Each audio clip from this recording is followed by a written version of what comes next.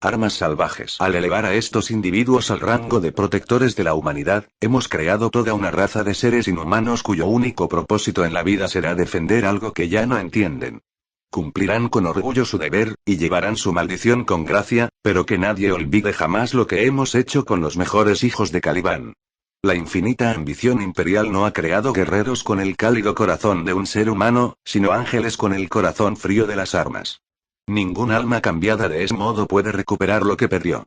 No se puede blandir un arma tan salvaje sin que tenga algún coste. El verbatim.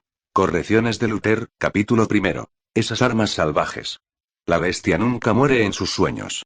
La ve deslizarse a través de los árboles, con el cuerpo sinuoso pegado al suelo, con unos movimientos lo suficientemente fluidos y carentes de solidez como para ser repugnantes.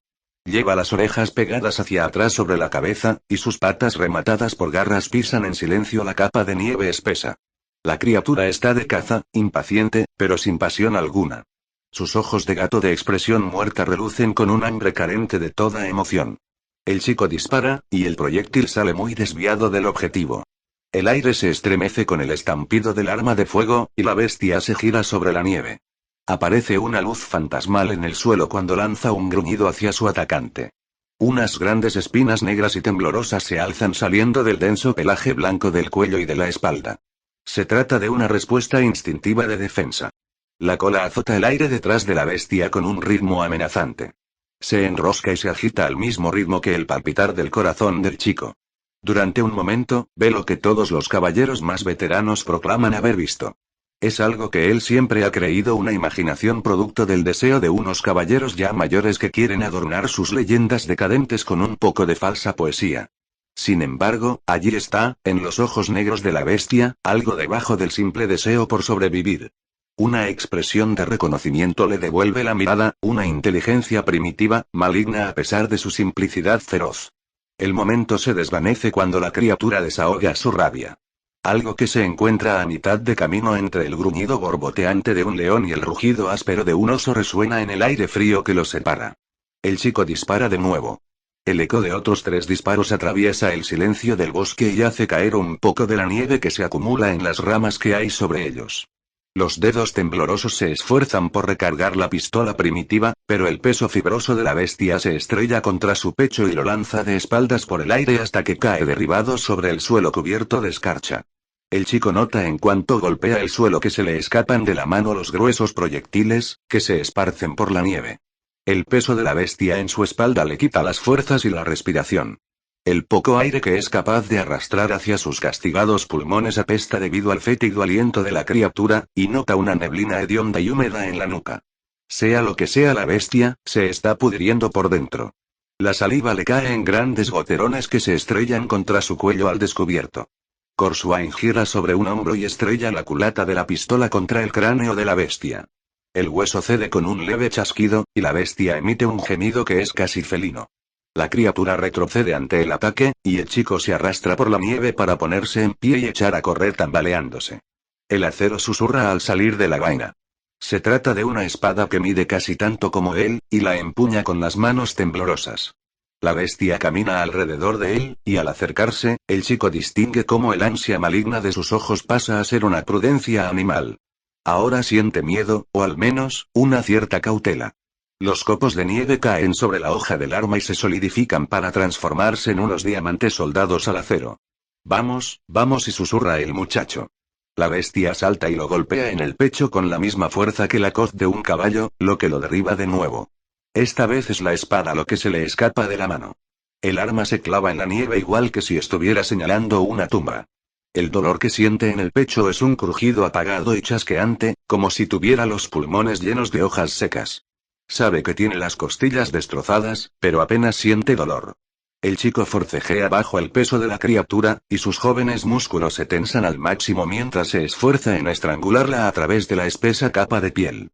Las espinas puntiagudas le atraviesan los dedos y los dorsos de las manos, y cada una de ellas está cubierta de un veneno transparente y doloroso. Las manos comienzan a temblarle cuando las toxinas le atacan la sangre. Sufre un ataque de tos, y un chorro de bilis humeante le sale de golpe de la boca. El vómito cae sibilante en la nieve, donde abre agujeros en la capa helada con una impaciencia ácida. El chico apenas nota que las manos, ya inútiles, se apartan del cuello de la bestia, ni que se quedan engarfiadas igual que si fueran unas garras artríticas. Todo su cuerpo se ve sometido a un ataque de convulsiones, menos de 3 latidos de corazón después. El veneno se ha apoderado de él. El grito que le sale entre los labios es en realidad el aullido silencioso de un mimo. Todo comienza a deblanquearse, a difuminarse lentamente. Se siente arrastrado, nota cómo el cuerpo desdibuja la superficie de nieve, pero otros sonidos, más reales, empiezan a infiltrarse en sus pensamientos. El repiqueteo de las aspas de un ventilador en un filtrador de aire activado. El sonido de las pisadas de botas en la cubierta superior. El zumbido omnipresente de los motores en funcionamiento. Finalmente, abre los ojos. Así es como ocurre cada vez que se duerme. La bestia nunca muere en sus sueños. Su mente divagó durante la vigilia matutina. Corswain se mantuvo de rodillas junto a sus hermanos, con la cabeza inclinada sobre el pomo de la espada, y dio toda la impresión de ser otro caballero enfrascado en una reflexión profunda sobre la cruzada que se avecinaba. Lo cierto era que se había dejado llevar por los recuerdos. Sus pensamientos regresaron a su hogar, a un planeta que lo odiaba. Caliban. El nombre hizo que le asomara una sonrisa en los labios, aunque quedó oculta por la sombra de la capucha. Caliban, aquel paraíso mortífero de veranos ardientes e inviernos atroces, donde los bosques interminables impedían el paso de los rayos de sol hasta los matorrales, y donde los árboles más antiguos se defendían con una savia venenosa que los recorría por entero, donde cada bestia cazaba con garras asesinas, con una agilidad mítica o un veneno ácido. Los insectos picadores extendían plagas que dejaban asentamientos enteros en silencio y habitados tan solo por cadáveres al cabo de pocos días. Las nubes de langostas repiqueteantes bajaban a tierra año tras año, y aniquilaban pueblos y aldeas enteras a su paso. Todas las órdenes de caballeros compartían la siniestra tarea de quemar los asentamientos devastados con cada ciclo anual alrededor del sol. En Caliban, el número de nombres apuntados en las listas de muertos coincidía con el de recién nacidos. Los burócratas imperiales habían calificado al planeta como in articulo monis, que quería decir en el momento de la muerte, y en la jerga habitual mundo letal. Corswain se había echado a reír cuando había leído aquellas palabras por primera vez en un archivo. Las anotaciones de los escribas calificaban al mundo como un globo sin valor alguno que no merecía mayor colonización. Se le otorgó la exención total del pago del tributo imperial cuando todos los demás planetas comenzaron a sufrir exigencias similares por parte de los empingorotados usureros de Terra. Caliban solo tenía la obligación de entregar a sus hijos a la esclavitud voluntaria de la legión del emperador. Los comentarios negativos seguían, y entre ellos se citaban las terribles condiciones meteorológicas, que afectarían a los sensibles satélites de comunicación orbital, y unos bosques que ocupaban continentes enteros pero que no se podían explotar como industria maderera debido a la bioquímica tóxica de su flora. También existían archivos enteros en los que se definía a la fauna de Caliban como la más depredadora encontrada a ese momento en cualquier mundo colonizado. Desde la alimaña más pequeña, que no mostraba temor alguno por la forma de vida humana, hasta las grandes bestias que, por suerte, se encontraban al borde de la extinción. Corswain sabía que era todo eso y cosas mucho peores, pero también era su hogar, el hogar que no había visto desde hacía más de 3 largos decenios. Un hogar que no creía volver a ver. La sonrisa que se asomó a sus labios en aquella vigilia matutina fue a la vez secreta y agridulce. Alajos lo hizo llamar una vez acabó aquel ritual reverente. Los demás caballeros salieron en fila de la cámara de reflexión.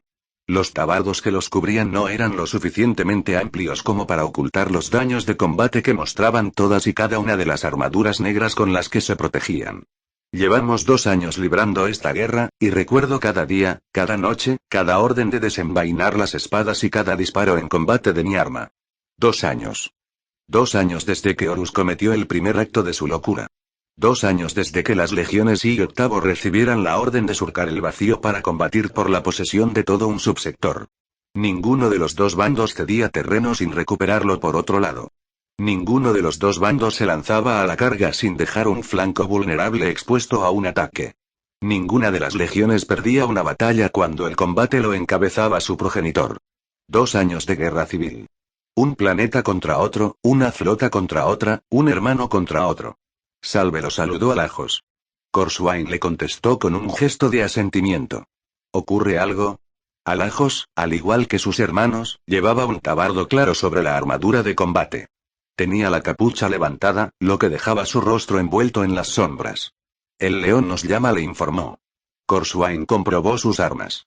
Muy bien. El señor de la Legión estaba sentado como solía hacer en las últimas noches, recostado en el trono de marfil y obsidiana cubierto de recargados elementos decorativos. Tenía los codos apoyados en los reposabrazos tallados, con los dedos unidos por las puntas delante del rostro, casi rozando los labios.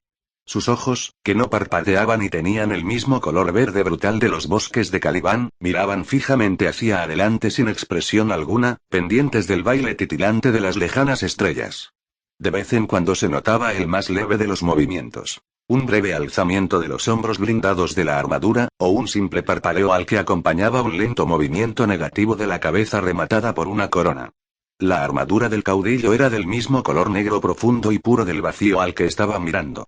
En la placa pectoral y en las grebas tenía tallados unos leones rampantes de oro rojo, el más exótico de los metales obtenidos de la superficie polvorienta de Marte, que mostraban sus fauces a una tripulación de cubierta devota y diligente.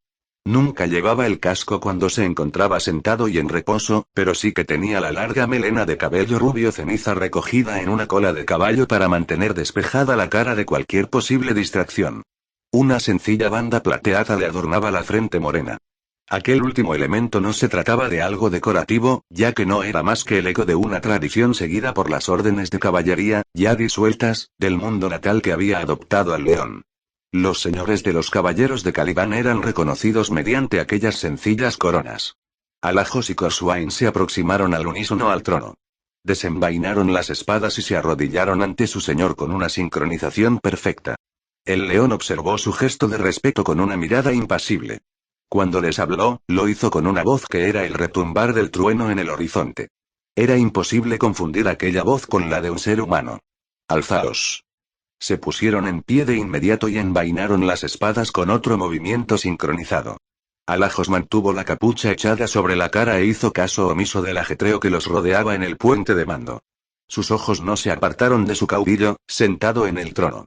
Corswain se comportó de un modo más relajado y cruzó los brazos sobre el pecho. Su armadura tenía un aspecto menos lúgubre gracias a la gruesa capa de piel blanca que le colgaba a la espalda. La cabeza de boca dentada de la bestia descansaba sobre una de las hombreras, y constituía el cierre de la capa. ¿Nos habéis llamado, mi señor? Así es. El león se quedó sentado con los dedos delante de los labios. 2 años, mis pequeños hermanos. 2 años. Apenas soy capaz de soportarlo. Corswain se permitió una sonrisa. Pensaba en eso mismo hace menos de media hora, mi señor. ¿Pero qué es lo que ha hecho que vos penséis en ello? El león se puso en pie por fin, y dejó su larga espada y el casco apoyados en los lados arqueados del trono. No ha sido porque comparta tu carácter impaciente, Cor. Eso te lo puedo asegurar. Alajos soltó un resoplido, y Corswain sonrió. Venid conmigo, les dijo el león. Lo dijo con un tono de voz que no fue ni frío ni amable, y los 3 guerreros se dirigieron hacia la mesa hololítica situada en el centro de la sala de mando. El león dio una orden, y un servidor encapuchado activó los proyectores y todos quedaron iluminados por la débil luz verde titilante de las parpadeantes holoimágenes. La representación irregular que flotaba en el aire ante ellos mostraba los soles del subsector Aegis, cada uno con los mundos pertenecientes a sus respectivos sistemas. Heraldor y Tramas brillaban con más fuerza que los demás, y ambos sistemas estaban rodeados por un conjunto desordenado de runas simbólicas del Mechanicum. Corswain no vio nada nuevo. Una larga franja de mundos rojos palpitantes señalaban la serie de sistemas planetarios que se habían declarado en rebelión abierta. Eran los mundos que se habían atrevido a desafiar al Imperio y que habían jurado lealtad al estandarte de Horus Lupercal y del Mechanicum del viejo Marte. Eran sistemas estelares enteros que desobedecían la voluntad del emperador, que se oponían a otros tantos que solicitaban de forma urgente ayuda del Imperio y refuerzos de Terra. Partac cayó a primera hora de esta noche. El león señaló con un gesto de la mano uno de los planetas rodeados de símbolos marcianos. El fabricador gobernador de Gulgorand me informó de dicha victoria hace 4 horas. La sutil diversión del primarca habría pasado inadvertida para cualquiera que no fuera uno de sus más allegados. No se mostró tan satisfecho cuando le informé que su ataque para tomar Partac había dejado a Yaelis vulnerable a una respuesta armada. Los rebeldes tomaron Yaelis hace menos de 1 hora. Se excedió en sus fuerzas. Corswain observó unos instantes los glifos destellantes antes de volverse hacia su señor. De nuevo. Alajos habló antes de que el león pudiera contestar. Ofreció al menos una disculpa por no prestar atención a vuestras palabras cuando le dijisteis que esto era exactamente lo que ocurriría. Por supuesto que no. El león se inclinó sobre la mesa y apoyó los puños en la superficie. Y ese no es el motivo por el que os he hecho llamar, así que ahorradme toda esa justa indignación, aunque sea la correcta. ¿Algún contacto con el imperio? Preguntó Alajos, y dejó que se notara una cierta esperanza en su voz. No. El león paseó una mano ante la parpadeante imagen hololítica, y durante unos momentos pareció adentrarse más profundamente en sus propios pensamientos. No, nuestros astrópatas siguen mudos debido a las turbulencias de la disformidad. Creo que nuestro último contacto registrado se produjo hace 4 meses y 16 días. Los fríos ojos verdes del caudillo no se apartaron en ningún momento de la holoimagen. 2 años de escaramuzas en el vacío, 2 años de asedios planetarios, 2 años de invasiones globales y de retiradas mundiales, de asaltos orbitales y de evacuaciones en naves y por fin tenemos la posibilidad de terminar con todo ello. Corswain entrecerró los ojos. Jamás había oído hablar al león de posibilidades. El primarca siempre se expresaba con un pragmatismo que se guiaba por una mente analítica. Todas y cada una de sus opiniones marciales estaba cargada de lógica, y contemplaba todos los aspectos de un asunto antes de hablar en absoluto sobre ello. Curce se aventuró a decir Corswain. ¿Hemos localizado a Curce, mi señor? El león hizo un gesto negativo con la cabeza. Ha sido mi repugnante hermano el que nos ha localizado a nosotros, explicó al mismo tiempo que señalaba de nuevo al ololito. El ololito parpadeó y chasqueó con fuerza antes de presentar una nueva imagen. Una de nuestras naves de exploración, la Vigilia Seráfica, ha captado este mensaje mediante una de las balizas de espacio profundo que dejó en su recorrido de patrulla.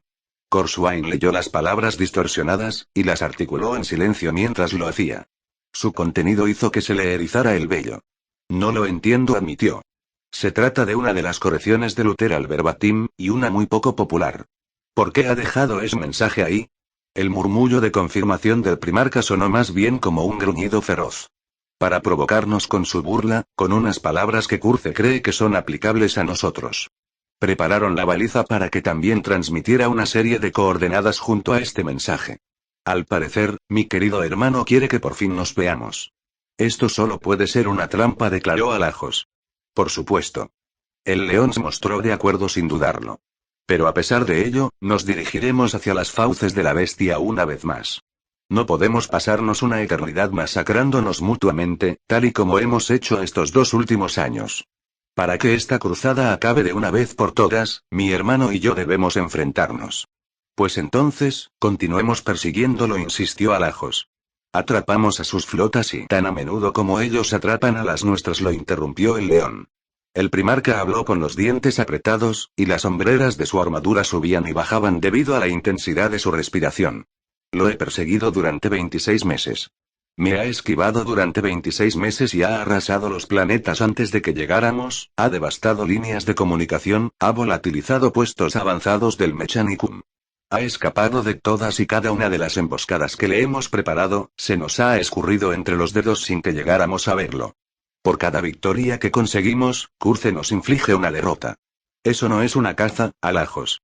Si uno de los primarcas no cae, será una guerra sin fin, y ni él ni yo caeremos si no es a manos de un hermano. Pero mi señor, y silencio, capitán de la novena. El león siguió hablando con voz tranquila y mesurada, pero en sus ojos ardía una pasión fría, casi febril por su intensidad. Somos una de las últimas legiones leales al imperio que mantiene casi todos sus efectivos, y estamos aquí, solos en el vacío, esforzándonos por mantener unido a todo este reino mientras todas las demás miradas están centradas en Terra. ¿Acaso crees que no deseo reunirme con Dorn en las murallas del palacio de mi padre? ¿Crees que me apetece quedarme aquí, en el silencio del espacio, para reunir los trozos rotos de este imperio destrozado? No podemos llegar a Terra. Lo hemos intentado, y hemos fracasado. No podemos participar en esa batalla por culpa de las traicioneras mareas de la disformidad, pero el resto de la galaxia está cayendo en la oscuridad, y es posible que seamos la única legión que lleva la luz del emperador entre las estrellas. El león se irguió de nuevo con los ojos todavía brillantes por la emoción contenida. Ese es nuestro deber, Alajos de la Novena Orden, y nuestra legión siempre ha cumplido su deber. Debemos ganar esta guerra. Tenemos a todos los mundos forja de un subsector empleando su genio y sus suministros en una lucha por la supervivencia en vez de estar proporcionando materiales a otras fuerzas del imperio. Los mundos guerreros hacen lo mismo, al igual que los mundos agrícolas, los mundos hueste y los mundos mineros. Cuanto antes acabemos con esta cruzada, antes se verán reforzados otros sectores imperiales con el esfuerzo de esos planetas y antes podremos reunirnos con Guilliman. Dejó escapar un suspiro tras decir la última frase. Esté donde esté. Corsuain se mantuvo callado a lo largo de toda aquella declaración. Cuando el eco de las palabras del león se perdió en el aire, dejando tras de sí una promesa, el caballero carraspeó para aclararse la garganta. Comprendo muy bien por qué estás dispuesto a morder el anzuelo del primarca Curce, mi señor, pero ¿para qué nos habéis hecho llamar? El león exhaló lentamente y señaló un planeta del Ololito que se encontraba situado en el borde de la franja este. Las coordenadas señalan este sistema.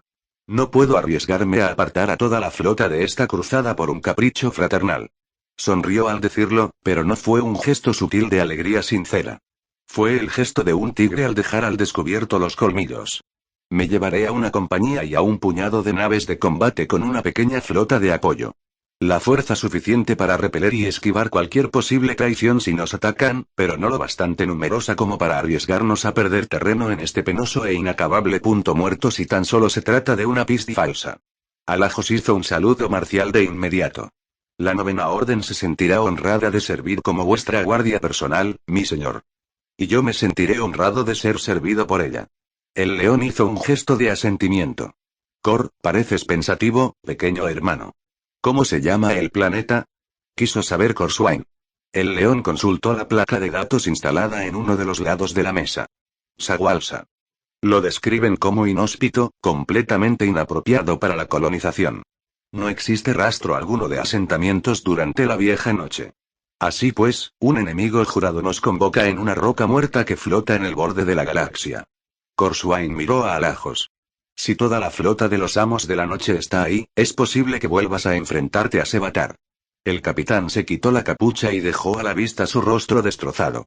La mayor parte de la cara desfigurada estaba ocupada por una gruesa capa de tejido cicatrizado y de piel artificial descolorida que no se había curado de forma adecuada en los bordes. Los dientes no eran más que burdos trozos de acero fijados en unas encías reconstruidas. Bien. Alajos entrecerró los ojos, que eran prácticamente el único rasgo intacto de su rostro. Le debo esto. El crucero de ataque Vehemencia efectuó la traslación al sistema completamente solo. Entró en el silencio del espacio real impulsado por unos motores rugientes que no dejaban de emitir aullidos de protesta mientras frenaba tras surgir de la ruptura de disformidad que dejó a su paso. Los retardadores de movimiento se activaron a lo largo de la proa y del eje central de la nave, y los motores de desaceleración comenzaron a disminuir la velocidad de avance del navío de combate. Vista desde el espacio, la maniobra se convirtió en un lento y elegante movimiento de frenada. Visto desde el interior de la nave, el casco que no dejaba de retemblar unido al estruendo de los motores hicieron que la escena fuera mucho menos grácil. Cientos de tripulantes sudorosos de las cámaras del Enginarium se esforzaban por mantener en funcionamiento los inmensos hornos de plasma, mientras los oficiales uniformados del puente de mando gritaban por los comunicadores para pedir informes de situación de todas las secciones de la nave. El trono del león a bordo de la Razón Invencible era mucho más imponente que su equivalente en el puente de mando de la Vehemencia, y en vez de tomar el puesto del capitán, el león permitió que la capitana Kellendrabae siguiera al mando de la nave. La capitana se mantuvo sentada en su trono, de menor tamaño, con el cabello de color gris recogido en una cola de caballo tirante mientras el león se quedaba de pie a su lado, con los brazos cruzados sobre la placa pectoral al tiempo que observaba con atención la pantalla del Oculus. Sagualsa giraba en el vacío ante ellos. Gris, desnudo, un mundo cubierto por apenas una capa de nubes sobre el hemisferio visible. Corsuain y Alajos se mantenían apartados de su señor mientras observaban el planeta. Permiso para hablar, mi señor. El león hizo un gesto de asentimiento sin apartar la mirada del Oculus. Adelante, Cor. El enemigo nos ha hecho venir a un agujero de mierda. El león frunció los labios. A los humanos que había cerca de él, el gesto les pareció una expresión de frío desdén. Para sus guerreros, fue la muestra de una leve diversión. Me aseguraré de incluir ese apunte en la lista de honores de esta campaña. Auspex. El oficial que se encontraba en el puesto de control de la USPEX habló con 3 servidores encapuchados que estaban conectados directamente a las consolas mediante unos cables. Se volvió hacia el león un instante más tarde. Las lecturas del planeta indican que no existe forma de vida alguna en la superficie, mi señor. Tan solo se detecta una escasa atmósfera carente de todo rastro de vida. El suelo parece estar ligeramente irradiado, pero se trata de un fenómeno natural. Una flota con un código de las legiones Astartes se encuentra situada en una órbita elevada geocéntrica en el lado nocturno del planeta. Son unas criaturas tan literales, y gruñó el león. ¿Tamaño de la flota? ¿Disposición? Aunque hay que tener en cuenta la falta de fiabilidad de las lecturas de Auspex a larga distancia y los ecos de la disformidad, parecen ser 7 naves. Un crucero y 6 naves de apoyo, todas desplegadas según los protocolos de formación habituales. El león posó una mano sobre el pomo de su espada envainada. Cuando nuestras naves de apoyo lleguen al sistema, que adopten una formación de despliegue mientras nos acercamos. Oficial al mando de las comunicaciones, envíe una señal al crucero enemigo cuando nos encontremos dentro del alcance. La flota de los Ángeles Oscuros, a pesar de lo modesto de su tamaño, llegó al cabo de 3 horas. Cuando el último destructor, el séptimo hijo, se reunió en formación con las demás naves, el Vehemencia aumentó la potencia de los motores para guiar a la flotilla en el acercamiento a aquel mundo muerto. Nos están enviando una señal, avisó el oficial de comunicaciones. Solo audio. El león asintió y un momento después, una voz suave resonó por los altavoces del puente de mando, aunque salpicada por la estática. Bueno, mira lo que ha llegado a nuestro sistema. Conozco esa voz. La propia voz del primarca parecía capaz de dar cualquier cosa. Perro, deja de ladrar y dime dónde puedo encontrar al amo que te tira del collar. ¿Son esas maneras de saludar a un querido sobrino? La suave voz se convirtió en una breve carcajada. Mi señor se está preparando para descender a la superficie del planeta, ya que espera que vos os reunáis con él allí. Para demostrar nuestras buenas intenciones, nuestra flota se alejará de la órbita, más allá del alcance de las armas que pueden lanzar un bombardeo contra la superficie. Mientras tanto, podéis explorar la superficie del planeta con los escáneres. En la zona septentrional de la masa continental se encuentran los cimientos de una fortaleza. Mi primarca se encontrará con vos en ese punto. Esto sigue oliendo a una emboscada, le advirtió Lajos. El león no le contestó. En vez de eso, respondió al mensaje. ¿Qué me impedirá disparar contra esas coordenadas desde la órbita? Por favor, hacedlo. Llevad a cabo cualquier acción que consideréis necesaria. Cuando se acabe el ataque de pánico y dejéis de disparar a las sombras, por favor, informadme. Le pediré a mi señor que espere a ese momento. Sebatari Corsuain jamás había oído al león derramar tanta amenaza con la pronunciación de un solo nombre. ¿Sí, tío? Le preguntó la voz con otra leve risa. Dile a tu señor que me reuniré con él donde desea. Infórmalo de que debe limitar su guardia de honor a solo 2 guerreros. Yo haré lo mismo. El león se pasó un pulgar por la garganta para indicar que la comunicación debía cesar. Aquellos ojos helados se volvieron hacia sus 2 hijos más cercanos, y alargó una mano para tomar el casco. Alajos, Corsuain, venid conmigo. Odiaba hacer aquello. Permiso para hablar, mi señor. El león llevaba puesta toda la armadura, y su rostro quedaba oculto bajo el casco de rostro rugiente y con la cresta angular formada por las alas de ángeles extendidas. De los ojos rasgados y rojos del casco emanó una sensación de desaprobación antes incluso de que la voz retumbante de barítono del primarca saliera por la rejilla de comunicación. Esta vez no, Cor. Concéntrate. La espada que el león llevaba a la cintura era tan alta como un legionario Astartes con la armadura completa. El primarca tenía la mano izquierda sobre la empuñadura, y su postura se encontraba a mitad de camino entre la elegancia burlesca de un pirata y la reverencia cautelosa de un caballero que se prepara para desenvainar el acero. Corsuain se mantuvo en silencio, con el volter en las manos, pero sin empuñarlo con firmeza. La cámara en la que se encontraban carecía prácticamente de toda decoración gótica, ya que tanto el techo como las paredes estaban cubiertos por los cables y los generadores propios de los teleportadores del Mechanicum. Varios de los aparatos, que no dejaban de retemblar, emitían casi a cada momento grandes varadas de vapor sin que Corsuain comprendiera muy bien el motivo. Adelante, ordenó el león. Los tecnoservidores situados a lo largo de las paredes de la estancia tiraron de varias palancas y giraron una serie de ruedas de bronce, todo ello acompañado de una serie de chirridos. Mientras realizaban aquellos movimientos, cada uno de ellos entonaba un cántico binario de una secuencia numérica distinta, igual que si se tratara de una extraña balada matemática. Los aparatos comenzaron a estremecerse y a aullar a medida que acumulaban energía para funcionar. Por encima del suelo liso de la cubierta se alzaba una plataforma, y sobre ella había un coro de 9 astrópatas con capucha que salmodiaban con los ojos cerrados. Sus cantos gregorianos contrastaban enormemente con los códigos carentes de armonía que emitían los tecnoservidores. Corswain odiaba con todas sus fuerzas viajar de esa manera. No dudaría ni un momento en sentarse en el compartimento de transporte de una cañonera Stormbird que atravesara aullando la atmósfera baja de cualquier planeta en dirección hacia el fuego que el enemigo les disparara desde tierra.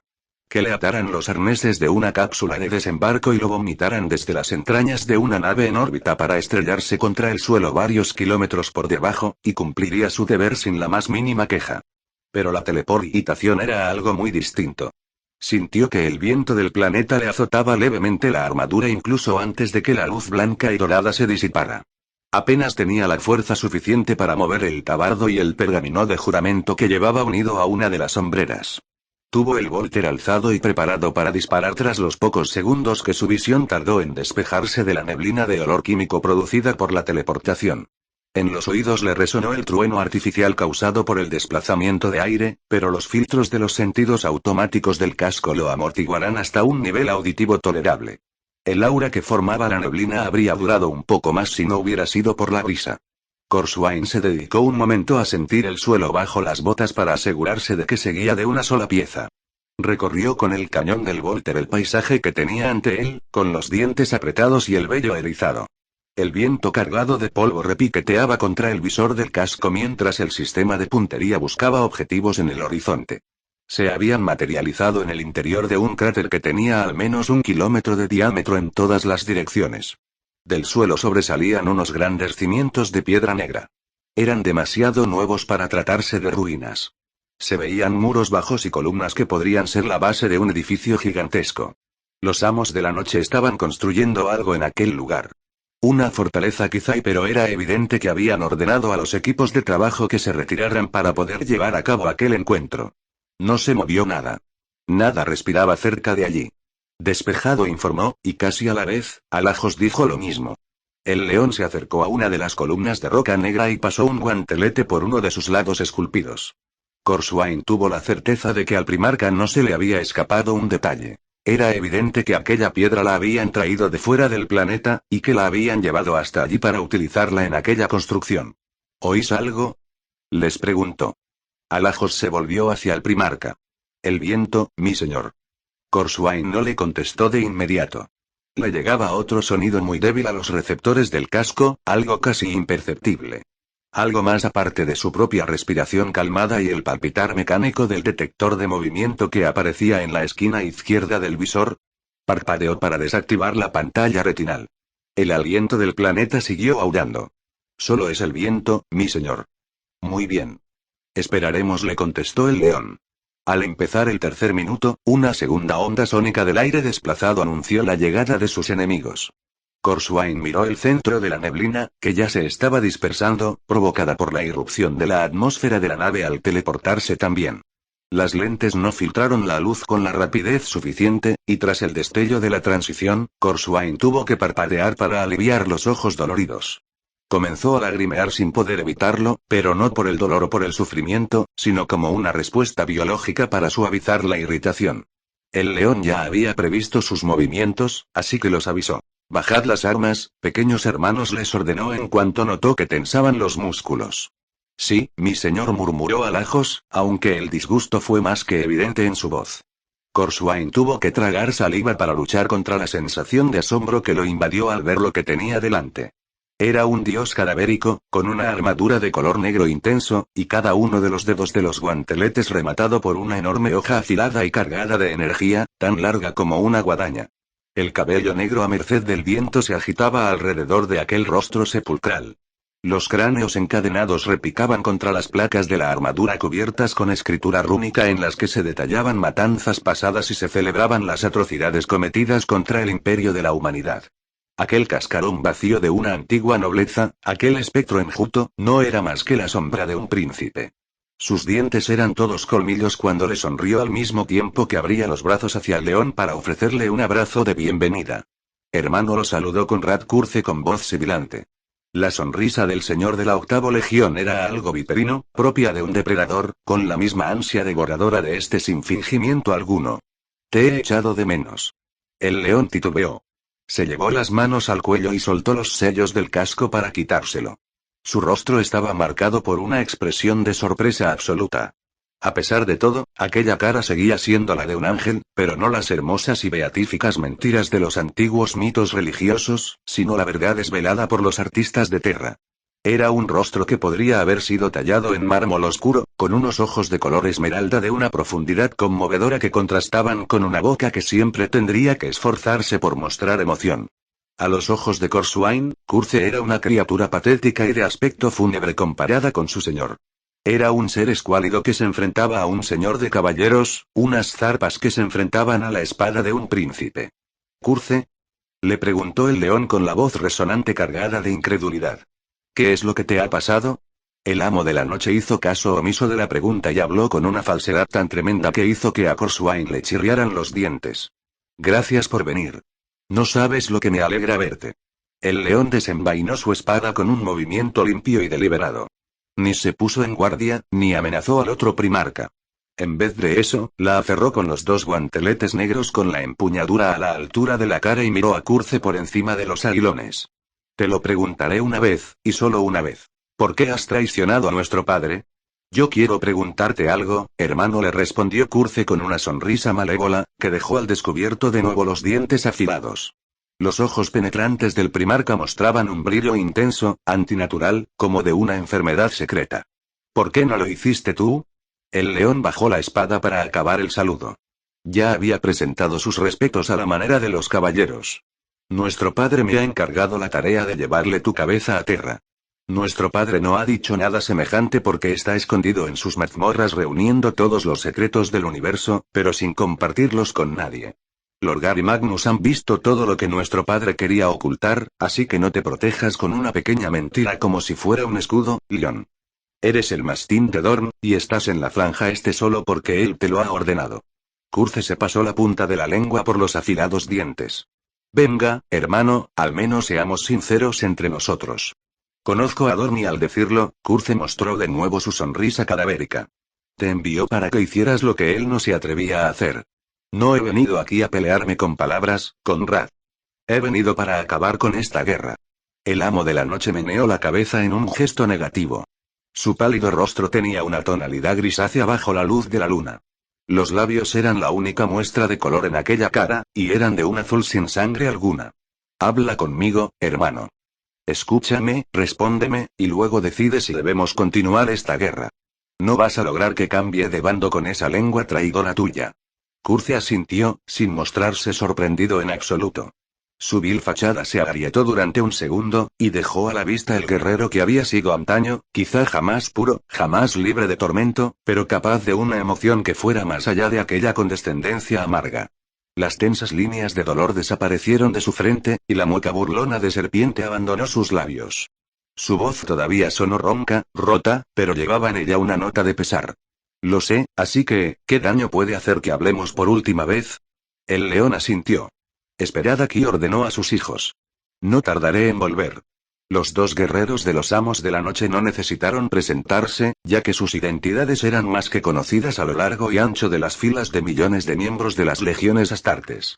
Ambos llevaban unos cascos con las placas faciales pintadas como si fueran calaveras, y los dos llevaban colgando de las armaduras con unas grandes cadenas de bronce los cráneos y los cascos de los ángeles oscuros como trofeos. Ambos mostraban un aspecto tranquilo mientras observaban a través de sus lentes rojas a los guerreros de la Legión. Uno de ellos estaba apoyado en el mango de una larga alabarda, un arma por la que era famoso. El otro empuñaba un bolter que apuntaba hacia el suelo, y llevaba una capa de tejido negro fijada en una hombrera, desde donde le caía por la espalda. Me resultas familiar, dijo el primer guerrero. Luego señaló a Alajos con un gesto de la barbilla. Nos vimos en Kruun, ¿verdad? La voz de Alajos apenas pasó de ser un gruñido bajo. Sí, lo hicimos. Ah, sí. Ahora recuerdo el momento. El amo de la noche soltó una suave risa e imitó un golpe de tajo con la alabarda. La hoja sierra desactivada del extremo del arma tenía más de 1 metro de largo, y sonreía con todos aquellos dientes afilados. Me sorprende que sobrevivieras, Ángel. Fue un descuido por mi parte. ¿Cómo está tu cara? Corswain se acercó y puso una mano en el volter de su hermano. Luego le habló por el comunicador, para que no pudiera oírlo el amo de la noche. Tranquilo, capitán. No dejes que te hiera con esas puras infantiles. Alajos hizo un gesto de asentimiento, y habló de nuevo mientras Corswain se apartaba. Se ha curado bien, aunque he de reconocer que ese corte imperfecto me escoció durante unos cuantos minutos. Me alegra oírlo. Es inteligente por tu parte llevar el casco puesto esta vez, primo. La última vez que te vi la cara, la mayor parte de la misma era un trozo húmedo de carne despellejada que estaba a mis pies. Mis hermanos de la 1 compañía disfrutan cada vez que lo cuento, porque fue la primera vez que comencé a despellejar a un ángel cuando todavía estaba vivo. Alajos soltó un gruñido por toda respuesta, y notó que las manos le temblaban por el ansia que sentía de alzar el arma y abrir fuego. Voy a matarte, Sevatar. Te lo juro por mi vida. Primo, y te supero en rango, ¿verdad? Para ti soy primer capitán Sevatar, pequeño ángel. Paz, dijo Corswain por el comunicador. Paz, hermano. La venganza llegará, y será más dulce todavía gracias a este momento. El siguiente en hablar, fue el guerrero de la capa.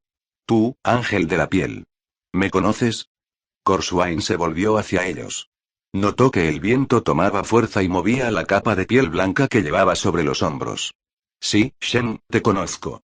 La piel de animal que llevas puesta como un trofeo, ¿qué clase de criatura es? Jamás he visto nada parecido. Corswain sonrió. Es la bestia que nunca muere en mis sueños. ¿Se trata alguna clase de poesía primitiva de Caliban? Tenemos pocos poetas en nuestro mundo natal, pero sus obras te hubieran hecho llorar. Nuestra lengua se adapta muy bien a esa prosa melódica, con mucha elegancia.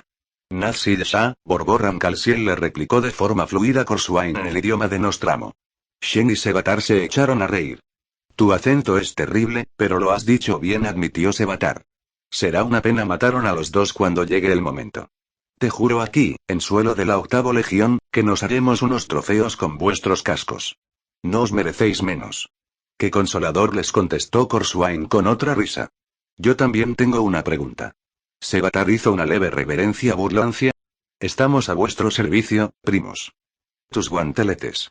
Y ya no dijo nada más. Sevatar levantó la mano libre y siguió apoyado en la alabarda con la otra. El guantelete no hacía juego con su armadura negra, ya que mientras que el resto era completamente oscuro, solo decorado con unos cuantos símbolos de rayos, los guanteletes estaban pintados de un brillante color rojo sangre. Una marca de vergüenza en nuestra legión, le explicó el amo de la noche, aunque su voz mostraba más diversión que arrepentimiento. Los guanteletes de un guerrero se marcan con este color cuando le ha fallado al primarca de un modo lo suficientemente grave como para merecer la pena de muerte. Llevará en las manos la mancha de su fracaso hasta que sea ejecutado, en el momento que decida el primarca. Corswain observó al capitán enemigo a través del filtro de los sensores de puntería. Una costumbre curiosa. Quizá, pero también lo es tapar las armaduras con una túnica. Corswain no pudo impedir sonreír de nuevo. Una costumbre de los caballeros de mi planeta natal. Sevatar asintió. Esta costumbre procede de las bandas de nuestro planeta. Las manos de los traidores y de los estúpidos eran tatuadas de color rojo por la propia familia, para así mostrar que estaban marcados por la muerte. Una señal que indicaba que ninguna familia y ninguna banda toleraría un fallo grave, pero también que el condenado todavía tenía deberes que cumplir antes de que se le permitiera morir. Entonces, ¿qué eres? ¿Un traidor o un estúpido? La voz del amo de la noche reveló que él también estaba sonriendo, aunque no lo hiciera su casco de aspecto desalmado. Las dos cosas. Alajos estaba a punto de perder la paciencia. ¿Por qué charlas de ese modo con esos traidores, hermano? ¿Y qué les has dicho en su lengua de víboras? Les dije que sabía que se aparean con cerdos. ¡Qué locura!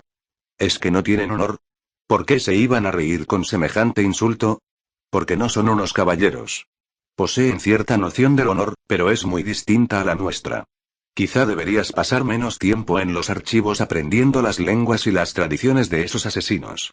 El tono de voz de Alajos iba más allá de la reprimenda. Era casi una acusación. ¿Y qué hay de lo de conoce a tu enemigo? Recupera el equilibrio de tus humores. Recuerda que estoy de tu lado. Corswain se volvió hacia el oeste y vio que los dos primarcas ya regresaban. Caminaban con lentitud, y seguían hablando en voz baja. El león regresa. Prepárate. Alajos gruñó de nuevo, demasiado enfadado para hablar. Los guerreros se quedaron callados cuando sus señores regresaron. Todavía estaban algo lejos, pero lo suficientemente cerca como para que se les oyera. El león saludó a sus guerreros con un gesto de asentimiento, y ellos respondieron al saludo formando la señal del aquila sobre sus tabardos. Curce no prestó atención a sus hijos mientras seguía hablando con su hermano. Horus en persona me encargó que te transmitiera estas palabras, le dijo. Si el amo de la noche había tenido un aspecto cadavérico momentos antes, en ese instante parecía recién exhumado. Los ojos del primarca, el poco blanco que quedaba alrededor de sus grandes pupilas negras, estaban inyectados en sangre hasta un punto inhumano. Su rostro enjuto estaba cubierto por una leve capa de sudor frío, y un pequeño reguero de sangre oscura le salía de la nariz. Se la limpió con el dorso del guantelete. Armas salvajes, todos nosotros, y no se nos puede blandir sin que tenga algún coste. Eso es lo único que la historia verá en nosotros. Incluso en ti, León. Incluso en ti. El león movió la cabeza coronada en un gesto negativo. Subestimas el imperio de nuestro padre. Y tú sobreestimas a la humanidad. Míranos. Fíjate en cómo nos hemos enfrentado durante los últimos 2 años aquí, en el vacío. Una cruzada entre 2 legiones e incontables mundos, y no ha hecho más que empezar. Me has perseguido a lo largo de estos 2 años a través de un centenar de campos de batalla, ¿y por qué nos vemos ahora? Porque yo lo he querido. El león lo admitió con un leve gesto de asentimiento. Te escondes, igual que las alimañas que huyen cuando llega a la luz del sol.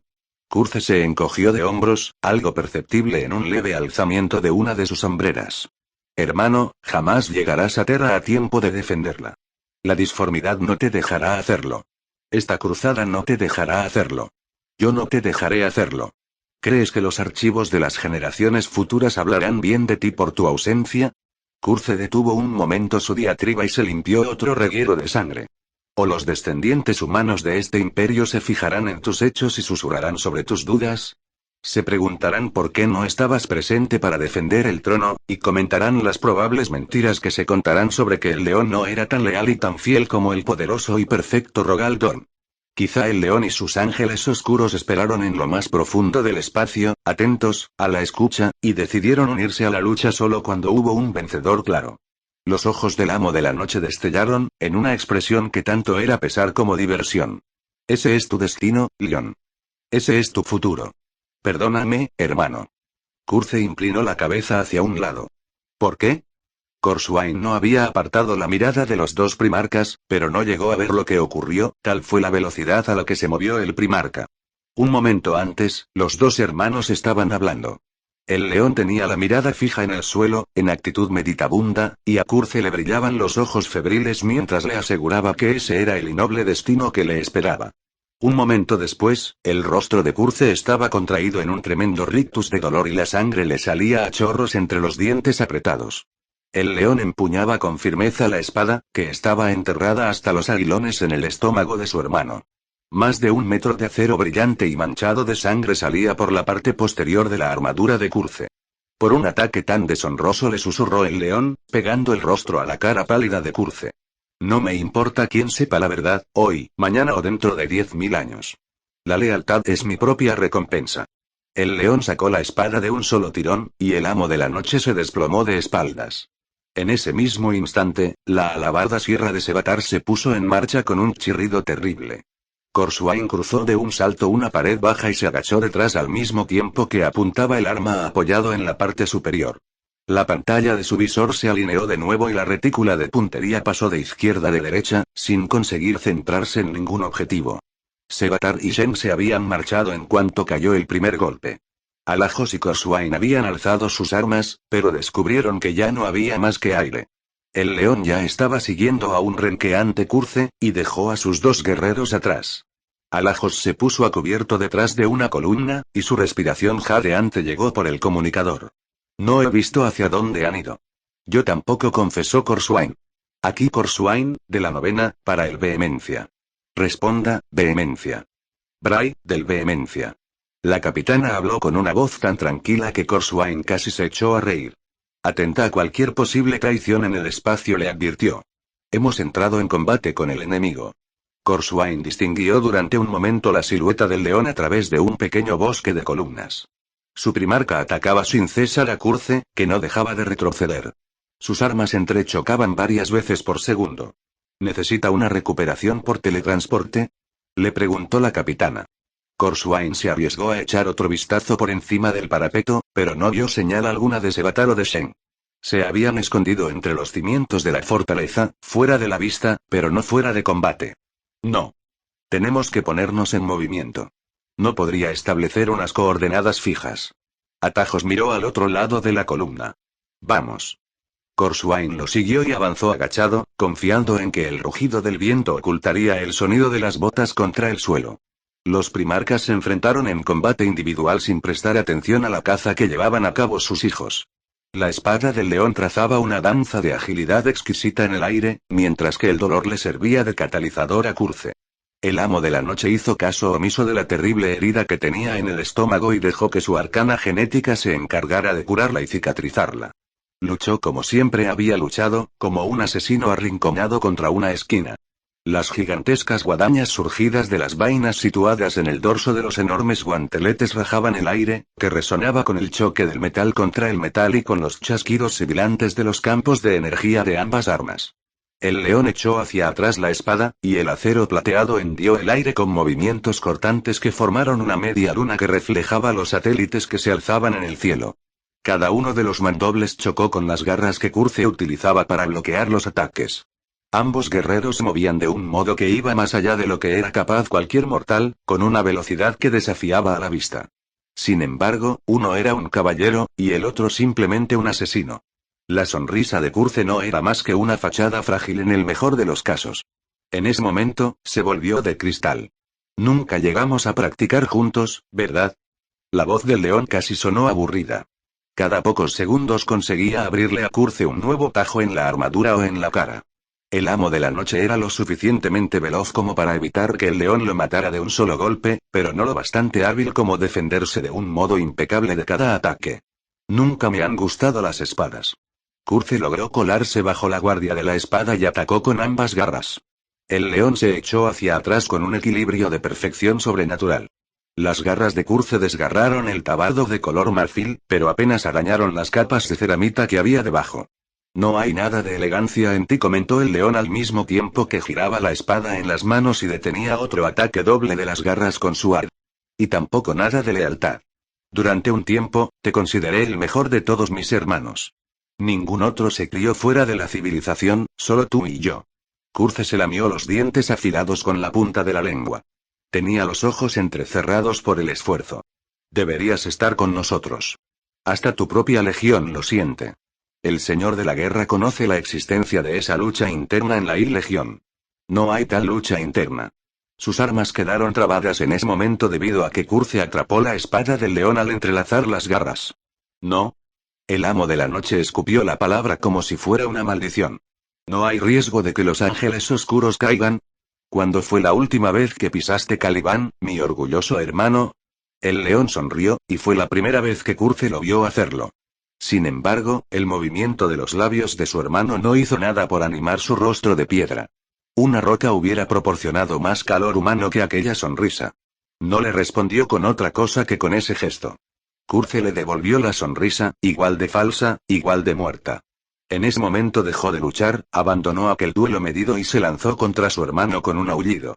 Aunque los primarcas enfrentados representaban el pináculo de la posibilidad humana en combate, en ese instante, la agilidad, la elegancia y la habilidad del león no sirvieron en absoluto. Forcejearon y rodaron por el suelo con las manos enganchadas al cuello del oponente. Cuando dejaron de rodar, Curce quedó encima del león. De entre sus labios del color de la muerte salieron chorros de saliva rosácea mientras utilizaba todo su peso para inmovilizar a su hermano, con las garras cerradas sobre su garganta para perpetrar el asesinato en su forma más lenta e íntima, cuando el asesinado y el asesino se miran a los ojos. Muere, musitó Curce. La desesperación atenazó su voz, que le surgió rasposa entre los labios. Jamás debiste sobrevivir a ese mundo impuro al que llamas hogar. Los guanteletes del león aferraron la garganta de su hermano en una respuesta refleja, pero la ventaja del amo de la noche era más que evidente. Curce sacudió la garganta de su hermano y golpeó una y otra vez la cabeza del león contra el suelo rocoso, una y otra vez. Muere ahora, hermano. La historia será más amable contigo si lo haces. Se estaba adelantando mientras serpenteaba entre el bosque de columnas y paredes de rococemento. Se alejó lo suficiente como para que Alajos le advirtiera. Cuidado, hermano.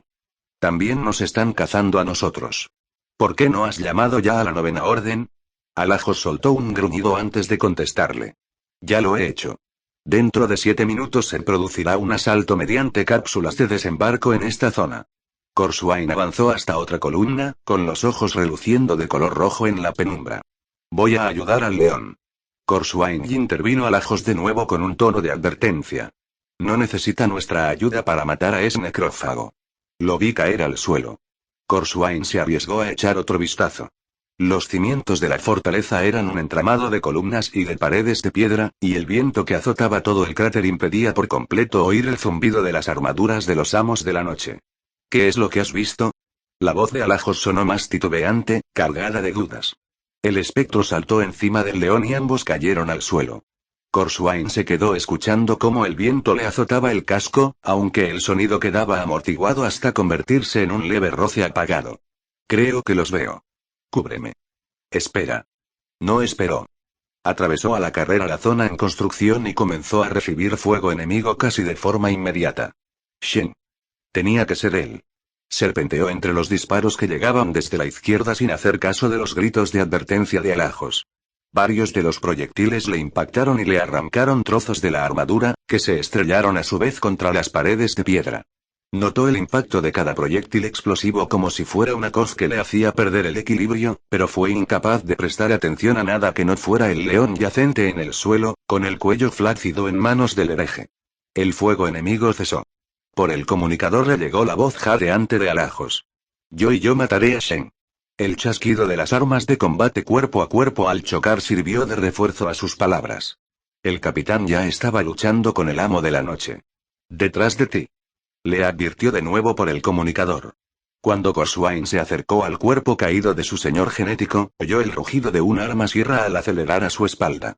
No se volvió cuando Sevatar salió por fin al descubierto, y no dejó de correr a toda la velocidad que pudo. Puedo dejarlo atrás, murmuró por el comunicador.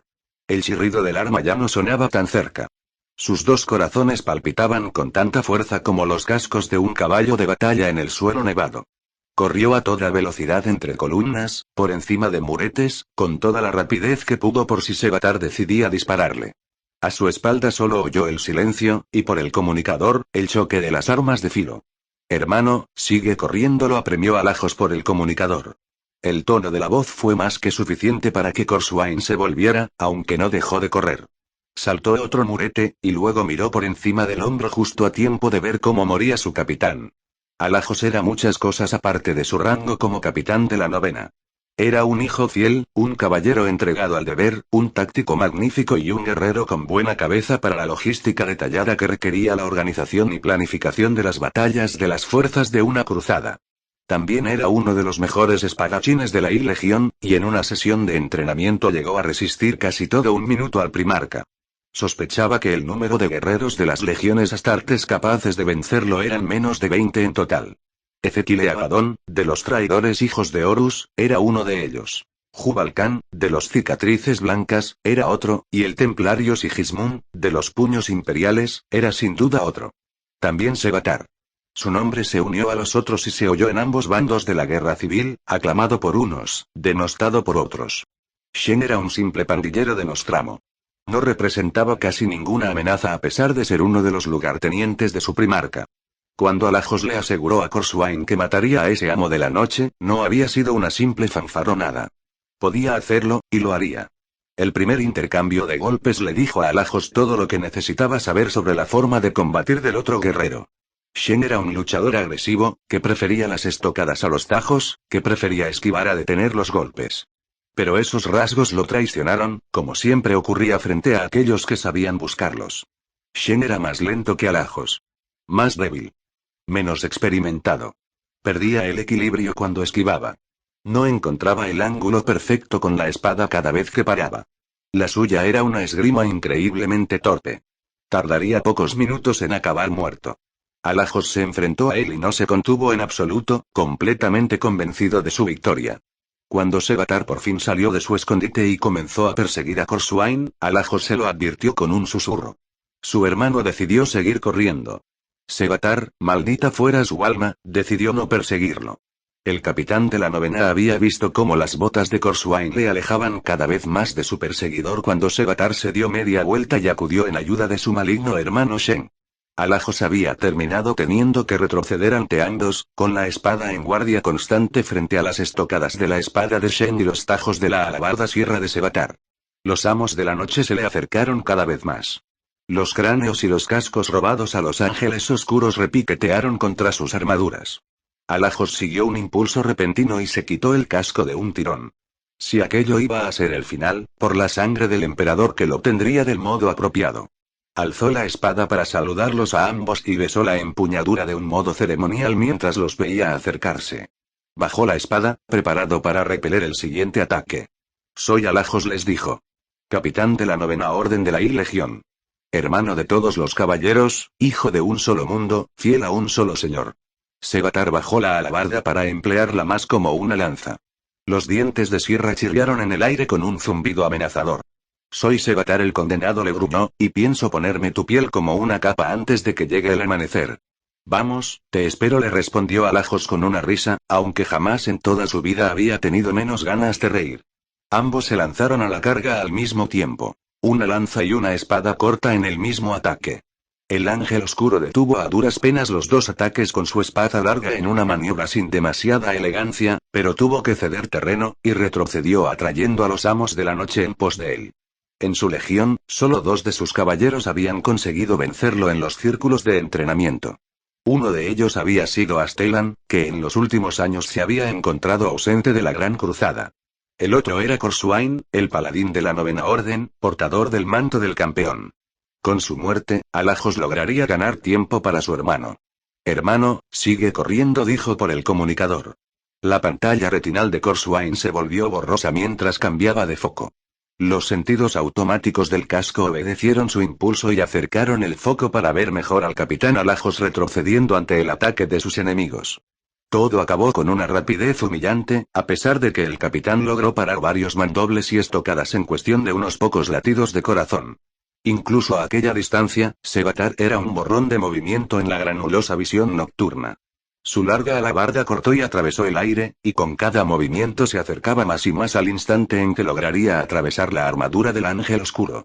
El final llegó cuando Shen consiguió clavarle la espada en el muslo, lo que hizo caer al caballero sobre una rodilla. El golpe de respuesta del ángel oscuro le cercenó el antebrazo al amo de la noche, y la mano, junto a la espada que empuñaba, cayó al suelo. Sevatar bajó con rapidez la alabarda mientras Shen todavía estaba retrocediendo tambaleante. Corswain vio cómo la cabeza de su amigo se desprendía rodando de las hombreras. El asesinato que casi se había cometido meses atrás, por fin se consumó.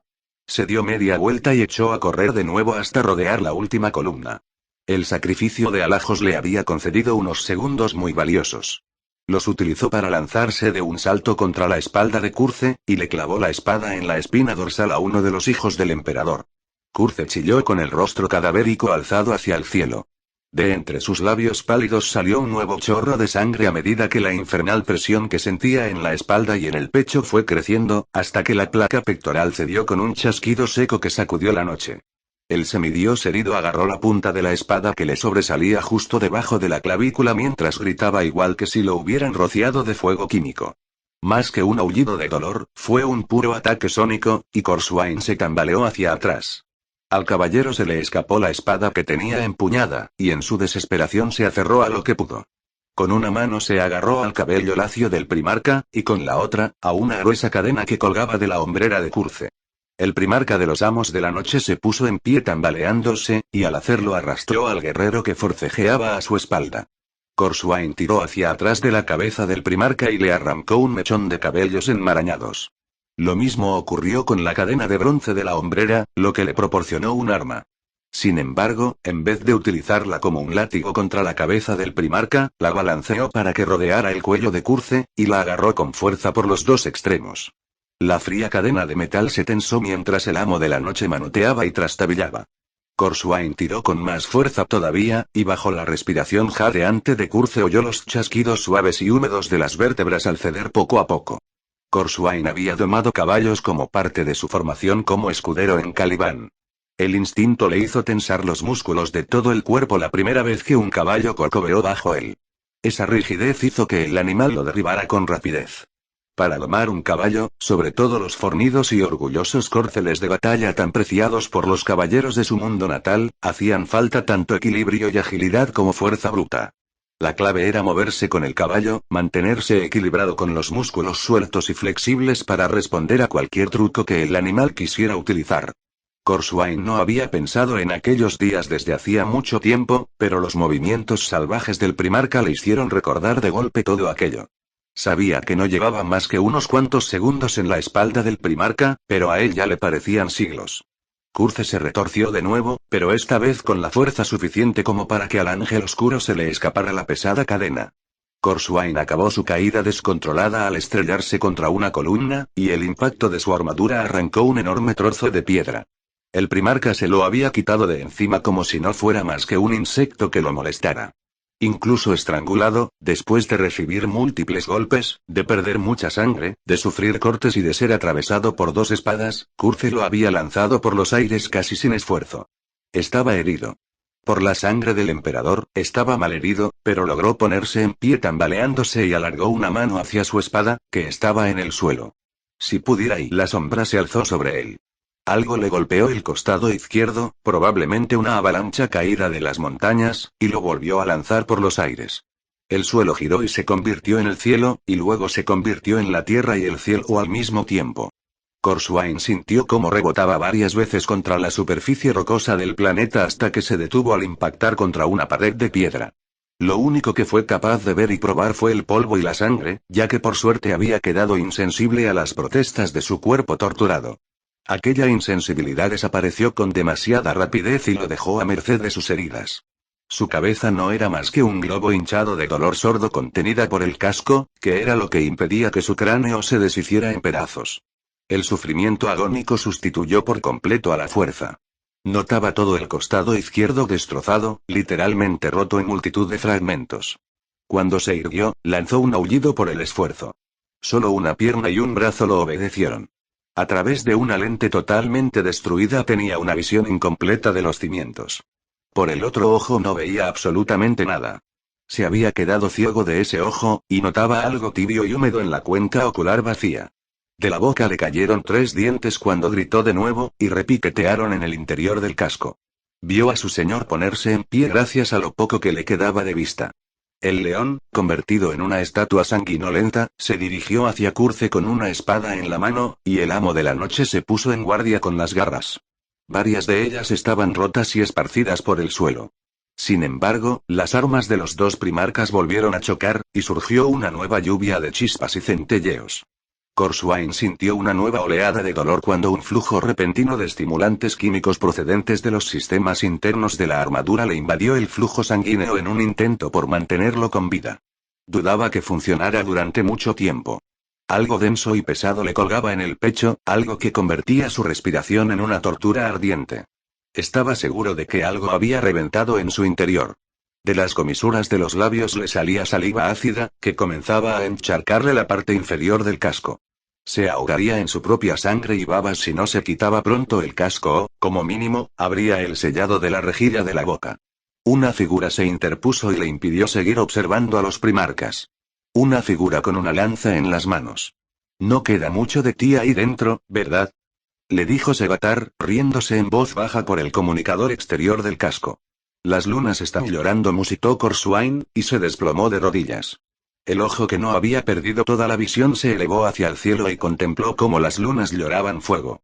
La primera cápsula de desembarco se estrelló contra una ladera de gravilla y lanzó alrededor una lluvia de piedras cenicientas. El escudo térmico de su casco negro brillaba por el descenso a través de la atmósfera, y de las turbinas, que todavía zumbaban, salían grandes chorros de vapor sibilante. Los pernos de sellado se abrieron con una serie de estallidos semejantes a disparos, y los lados de la cápsula se abrieron con la brusca elegancia de una flor mecánica. Los ángeles oscuros que surgieron de su interior lo hicieron con el Volter en la mano y disparando. La segunda descendió de un modo menos brusco, seguida de una tercera y una cuarta.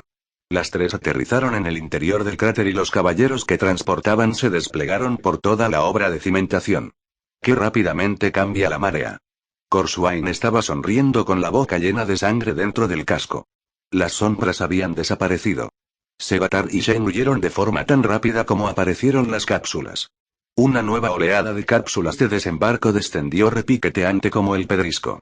Algunas estaban ennegrecidas para mostrar a quién servían, mientras que otras lo estaban por la fricción atmosférica.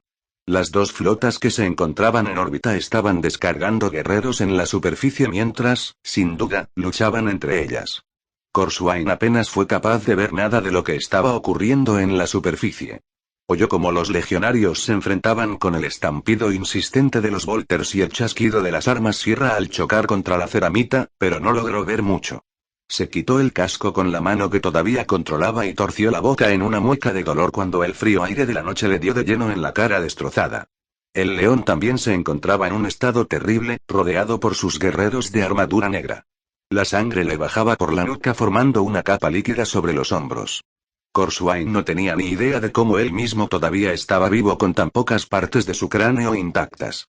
Curce se echó a reír, al menos había comenzado a hacerlo antes de que sus propios guerreros tiraran de él para apartarlo, lo mismo que hicieron los ángeles oscuros con el león. Los dos primarcas se apartaron el uno del otro trastabillando mientras se insultaban por encima de las cabezas de sus respectivos hijos, ambos entorpecidos por unas extremidades debilitadas y unas heridas terribles que hacían que el aire estuviera cargado con el olor de su sangre genéticamente divina. La gran espada quedó clavada en el suelo cuando cayó de manos del león, mientras que Curce fue incapaz de levantar sus propias garras. Corswain no pudo evitar caer al suelo a pesar de sus intentos por seguir a su primarca. Unas manos fuertes tiraron de él y lo pusieron en pie, obligándolo a hacer lo que sus músculos no le permitían. Giró la cabeza para mirar con el ojo todavía útil. Alajos dijo. El capitán ha muerto, vuestra gracia. Soy yo, el sargento Tragan. Sevatar está aquí. Cuidado con él. Está aquí, lo juro. Mató a Alajos. Vi cómo ocurría. Sí, vuestra gracia. Vamos y por aquí. Varias cañoneras Thunderhawk ya están de camino. Primera, repliegue. Gritó el sargento por el comunicador a todos los supervivientes. Corswain cojeó apoyado en los brazos de sus camaradas mientras se preguntaba vagamente si se estaría muriendo. Le daba la sensación de que era así, aunque al no haber muerto nunca, no era más que una suposición. No os estáis muriendo, vuestra gracia, le dijo el sargento Tragan entre risas. Corswain no se había dado cuenta de que estaba hablando en voz alta. Su última visión fue la de los primarcas, los dos casi de rodillas, rodeados por las falanges crecientes de sus hijos con armadura. Curce alzó las garras hacia el león mientras gruñía y lo maldecía, aunque se encontraba demasiado débil como para resistirse a que sus legionarios lo sacaran del campo de batalla. La reacción del león fue una copia desagradable de lo mismo, y fue mucho más lúgubre debido a la majestuosidad del caudillo. Lanzó insultos vociferantes con un rostro angelical pero ensangrentado mientras sus propios hijos lo retiraban del campo de batalla. Corswain oyó por encima del clamor del combate el grito de Sevatar. Muerte al falso emperador. Muerte a los ángeles de negro. Se le erizó el vello al oír semejantes palabras. Tanto convencimiento. Tanto odio. La cruzada de tramas, dijo Corswain con un suspiro. Tienen razón, todos ellos. Esta guerra no ha hecho más que comenzar. Mi señor. Mi espada. Corswain alargó una mano, como si pudiera tocar a los grupos de guerreros enfrentados. ¿Dónde está, vuestra gracia? La he perdido. Corswain cerró el único ojo que le quedaba. La dejé clavada en la espalda de un primarca. La bestia nunca muere en sus sueños. La ve deslizarse a través de los árboles, con el cuerpo sinuoso pegado al suelo, con unos movimientos lo suficientemente fluidos y carentes de solidez alguna como para ser repugnantes. Lleva las orejas pegadas hacia atrás sobre la cabeza, y sus patas rematadas por garras pisan en silencio la capa de nieve espesa. La criatura está de caza, impaciente, pero sin pasión alguna. Sus ojos de gato de expresión muerta relucen con un hambre carente de toda emoción. El chico dispara, y el proyectil sale muy desviado del objetivo. El aire se estremece con el estampido del arma de fuego, y la bestia se gira sobre la nieve.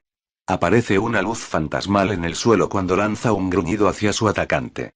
Unas grandes espinas negras y temblorosas se alzan saliendo del denso pelaje blanco del cuello y de la espalda. Se trata de una respuesta instintiva de defensa. La cola azota el aire detrás de la bestia con un ritmo amenazante. Se enrosca y se agita al mismo ritmo que el palpitar del corazón del chico. Durante un momento, ve lo que todos los caballeros más veteranos proclaman haber visto. Es algo que él siempre ha creído, una imaginación producto del deseo de unos caballeros ya mayores que quieren adornar sus leyendas decadentes con un poco de falsa poesía. Sin embargo, allí está, en los ojos negros de la bestia, algo debajo del simple deseo por sobrevivir.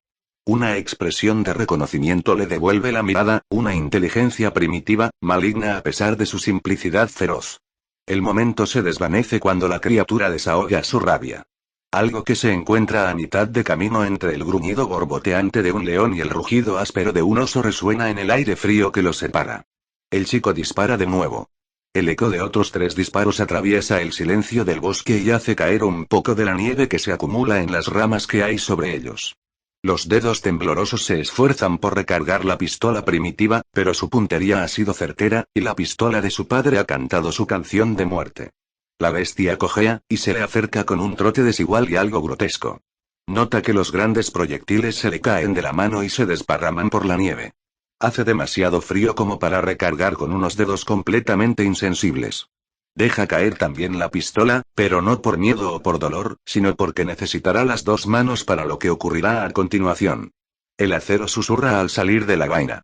Se trata de una espada que mide casi tanto como él, y la empuña con las manos temblorosas. La bestia camina alrededor de él, y al acercarse, el chico distingue cómo el ansia maligna de sus ojos pasa a ser una prudencia animal. Se está muriendo, pero eso solo hace que sea más atrevida. Su repugnante conciencia le dice que ya no tiene nada que perder. Ya solo lo caza por pura maldad. Los copos de nieve caen sobre la hoja del arma y se solidifican para transformarse en unos diamantes soldados al acero. Vamos, vamos, y susurra el muchacho. La bestia salta y lo golpea en el pecho con la misma fuerza que la coz de un caballo, lo que lo derriba de nuevo. La bestia pesa tanto como un corcel de guerra, y su cuerpo, que no deja de retorcerse, aplasta al delgado muchacho. El dolor que siente en el pecho es un crujido apagado y chasqueante, como si tuviera los pulmones llenos de hojas secas. Sabe que tiene las costillas destrozadas, pero apenas siente dolor. La sangre humeante baja por la hoja de la espada y le empapa las manos. Por fin, la bestia deja de moverse del todo. El joven reúne todas sus fuerzas y cuenta hasta 3 para empujar hacia un lado a la apestosa bestia. Las espinas todavía tiemblan y rezuman un líquido claro. Tiene buen cuidado de no tocarlas. La espada que empuña casi se ha quedado soldada a las manos por la capa de sangre de la bestia que se le enfría sobre ellas. Deja que la espada caiga en la nieve y se saca de la bota el cuchillo cerrado de despellejar. Los pájaros cantan en las ramas de los árboles que se extienden sobre él, aunque los trinos jamás son hermosos en Caliban.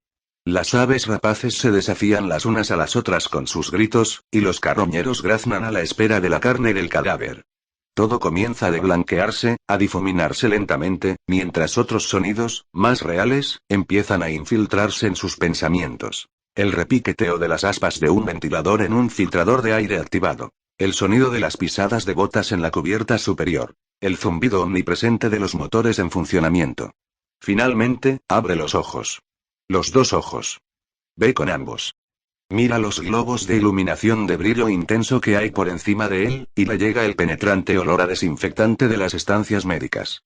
Corswain deja escapar un gruñido de dolor, se incorpora, y dice: agua. Su mente divagó durante la vigilia matutina. Mientras estaba de rodillas junto a sus hermanos, con los músculos todavía doloridos por los moratones, descubrió que le costaba mucho más conseguir la serenidad de propósito. Mantenía la cabeza inclinada y apoyada en la empuñadura de la espada, por lo que tenía todo el aspecto de otro caballero entregado a la reflexión consciente de la cruzada que se avecinaba. Lo cierto era que estaba inmerso en sus propios recuerdos. Sus pensamientos regresaron a un mundo que lo odiaba. Sagualsa. Aquel nombre le hizo apretar los labios, aunque el gesto quedó oculto bajo la capucha que le mantenía el rostro en la sombra. Sagualsa, un planeta muerto que los amos de la noche reclamaron como suyo. Un mundo donde los primarcas quedaron reducidos a dos hermanos vociferantes, y donde vio los cimientos de una fortaleza que un día se alzaría para convertirse en un bastión del enemigo. Tragan lo llamó una vez acabó aquel ritual reverente. Los demás caballeros salieron en fila de la cámara de reflexión. Los tabardos que los cubrían no eran lo suficientemente amplios como para ocultar los daños de combate que mostraban todas y cada una de las armaduras negras con las que se protegían. Vuestra gracia, lo saludó Tragan mientras se le acercaba cojeando. Corswain le respondió con una sonrisa. Ya no hace falta que me llames más así, capitán. ¿Ocurre algo? Tragan, al igual que sus hermanos, llevaba un tabardo claro sobre la armadura de combate. Tenía la capucha bajada, lo que dejaba a la vista su rostro de rasgos fuertes y aquilinos. El león nos llama, le informó. Corswain habría comprobado sus armas si las hubiera llevado encima. En vez de eso, hizo un gesto de asentimiento. Muy bien.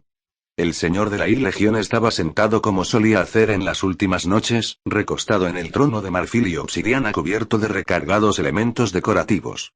Tenía los codos apoyados en los reposabrazos tallados, con los dedos unidos por las puntas delante del rostro, casi rozando los labios. Sus ojos, que no parpadeaban y tenían el mismo color verde brutal de los bosques de Caliban, miraban fijamente hacia adelante sin expresión alguna, contemplando el ololito titilante de unas estrellas asediadas por conflictos. Tragan y Corswain se aproximaron al unísono al trono. En un gesto ceremonial totalmente alejado de la unidad perfecta, el capitán desenvainó la espada y se arrodilló ante su señor, mientras que Corswain hizo lo mismo pero con mucha más lentitud, con el cuerpo todavía dolorido y los músculos reticentes a obedecer sus órdenes. El león observó su gesto de respeto con una mirada impasible. Cuando les habló, lo hizo con una voz que era el retumbar del trueno en el horizonte. Era imposible confundir aquella voz con la de un ser humano, y la cicatriz pálida que le rodeaba la garganta no ayudaba a humanizar ese tono de voz. «Alzaos». Se pusieron en pie. Corswain se mantuvo tenso, con los brazos cruzados sobre el pecho. Su armadura tenía un aspecto más colorido gracias a la gruesa capa de piel blanca que le colgaba a la espalda. La cabeza de boca dentada de la bestia descansaba sobre una de las hombreras, y constituía el cierre de la capa. «¿Nos habéis llamado, mi señor?» Así es. El león se quedó sentado con los dedos delante de los labios. Hemos entrado en contacto con fuerzas imperiales. ¿Han llegado órdenes? Le preguntó Corswain al mismo tiempo que notaba cómo se le aceleraban los dos corazones. ¿Nos han llamado? Ninguna de las dos cosas. No abandonaremos la cruzada de tramas hasta que todos estos sistemas se hallen bajo nuestro control. El imperio sigue adelante gracias a lo que nosotros hacemos en las profundidades y sistemas más lejanos. Defender Terra no tiene sentido si el resto del imperio se convierte en cenizas. No lo entiendo, mi señor. ¿Qué fuerza es la que se ha puesto en contacto con nosotros? El león asintió con la cabeza coronada mientras contemplaba de nuevo el olorito. En sus ojos se reflejaban los brillantes racimos de estrellas y de planetas, y les habló con una voz inusitadamente suave. Hemos establecido contacto con varios de mis hermanos y sus legiones por primera vez desde que nos separamos de los lobos. ¿Se trata del rey lobo, mi señor? Corswain no se esforzó por ocultar la reticencia que sentía. Los ángeles oscuros y los lobos espaciales no se habían separado precisamente como buenos hermanos. No, Cor. El mensaje lo ha enviado Guilliman y nuestros primos de la 13 Legión. Por lo que parece, al saber que nos es imposible llegar hasta Terra, el señor de Ultramar nos quiere a su lado. Antes de que ninguno de los dos guerreros tuviera tiempo de contestarle, el león entrecerró sus ojos calibanitas. La infinita ambición imperial no ha creado guerreros con el cálido corazón de un ser humano, sino ángeles con el corazón frío de las armas. El primarca se puso en pie y dio una vuelta alrededor de la mesa hololítica mientras contemplaba cómo los planetas giraban alrededor de sus estrellas. Hijos míos, les dijo con una sonrisa, aunque el gesto carecía por completo de calidez humana. Por lo que se ve, Horus no es el único que se cree el heredero del imperio.